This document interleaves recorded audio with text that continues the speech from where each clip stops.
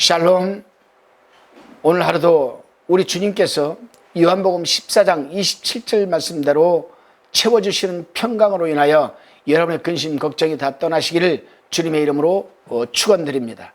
오늘은 느헤미야서 11장 1절로 36절의 말씀을 가지고 예루살렘의 새 거주자들이라는 주제로 말씀을 나누어 봅니다.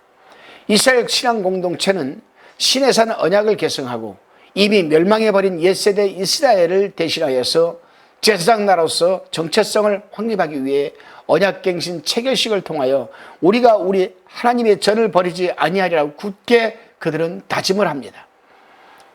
이 말씀은 10장 39절에 기록되어 있습니다. 그래서 그들은 성전 제의를 수행함으로써 하나님의 나라의 문화를 드러내야 했으며 다시는 예루살렘 성이 무너지지 않도록 보존해야 하는 사명감을 그들은 확인하였던 것입니다. 이렇게 함으로써 이스라엘 공동체는 영적인 측면에서보다 높은 경지에 오르게 되었습니다. 이것은 예루살렘 성벽을 재건하는 것보다 더 중요한 일이었습니다. 본문 1절 2절을 봉독해 봅니다. 백성이 두목들은 예루살렘에서 머물렀고 그 남은 백성은 제비 뽑아 10분의 1은 거룩한 성 예루살렘에 와서 거하게 하고 그 구분은 다른 성읍에 거하게 하였으며 2절에 무릇 예루살렘에 거하기를 지원하는 백성들이 위하여 복을 빌었느니라. 광대한 지역에 비해서 거민이 적었던 예루살렘 성의 방어를 위해서 느헤미야는 고심을 합니다. 그런데 여기서 우리는 한 가지 이상한 점을 발견하게 되죠.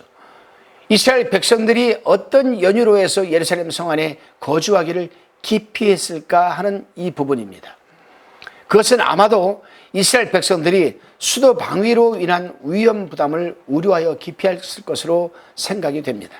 그래서 느헤미야는 슬기로운 방법을 선택하는데 그것은 바로 제비뽑기였습니다. 이 방식은 이스라엘 백성들이 국가적 차원의 중요한 문제를 결정할 때 사용하였던 방법이기도 합니다.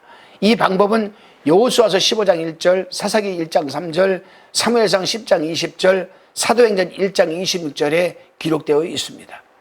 따라서 이 방식에 의해서 예루살렘으로 이주해야 할 자로 뽑힌 사람은 반드시 그 결과에 승복해야만 하는 것입니다. 왜냐하면 이스라엘 백성들은 비록 인간의 제비를 뽑지만 그것에는 하나님의 뜻이 온전히 반영된다고 믿고 있었기 때문이 있습니다. 그렇습니다. 성도들 중에는 기쁨으로 신앙생활을 하는 부류와 그렇지 못한 부류가 있을 수 있으며 성도가 기쁨 가운데 신앙생활을 할 수 있는 비결은 하나님의 뜻을 분별하며 거기에 맞춰 자신을 온전히 헌신하는 것입니다. 다시금 본문 3절로 24절까지에 대한 나눔입니다. 이제 언약에 대해 순종한 이스라엘 백성들이 예루살렘에 재정착한 사실을 기록하고 있습니다. 사실 이들은 황폐해진 예루살렘 성을 떠나서 각기 생계를 유지하기 위해 향촌에 흩어졌다가 제비뽑기를 통해 다시 그들이 본성인 예루살렘에 거하게 된 자들이거나 아니면 성 안에 남아서 악전고투하던 자들일 것입니다. 그리고 이들은 남들이 마다한 예루살렘 성에 정착하는 일에 원하든 원하지 않든 제비뽑기에 순종하고 이주를 한 것입니다. 그렇습니다. 성도들이 행하는 여러 가지 일들이 자신들이 생각할 때에는 원하지 않는 일일지라도 그것이 하나님 나라의 확장에 도움이 된다는 사실을 우리는 명심해야 합니다. 그리고 그러한 과정에서 가시적인 희생이 뒤따를 때 하나님의 상급을 받을 수 있다는 사실입니다. 다시금 본문 25절로 36절까지에 대한 나눔입니다. 그동안 예루살렘 성 안에 정착한 사람들, 이제는 예루살렘 성 밖에 거주하는 자들의 명단을 소개하고 있습니다. 그런데 우리는 위 본문에서 성읍들이 이름을 깊게 고찰해 보면 느헤미야가 성읍의 명칭을 나열한 더 깊은 영적인 이유를 발견할 수가 있습니다.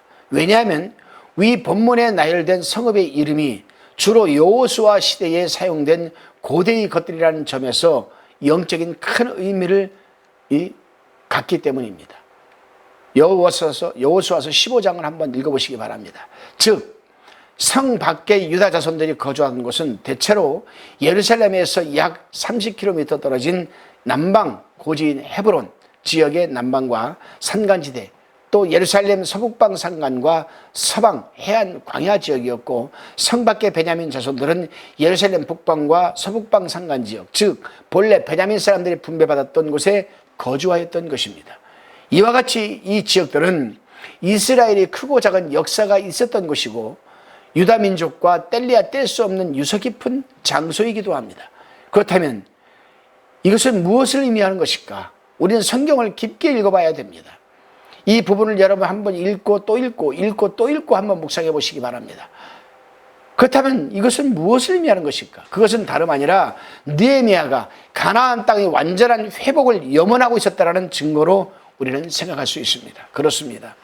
내세에 대한 분명한 소망의 유무는 성도가 이 수유한 신앙의 온전성을 판별할 수 있는 기준이죠. 다시 말하면 내가 나중에 죽어서 하나님 품에 가서 영생을 한다는 이 소망의 유무는 성도가 가지고 있는 이 소유한 신앙의 온전성을 판별할 수 있는 기준이 될 수 있다는 말입니다. 내세에 대한 분명한 이 소망의 소유자만이 현세의 삶에서도 충실할 수 있는 것이 아니겠습니까? 여러분, 오늘 하루도 내세에 대한 분명한 소망을 소유하시기 바랍니다. 그렇다면 여러분들은 오늘 하루 현세의 삶에서도 충실할 수가 있다라고 저는 믿습니다.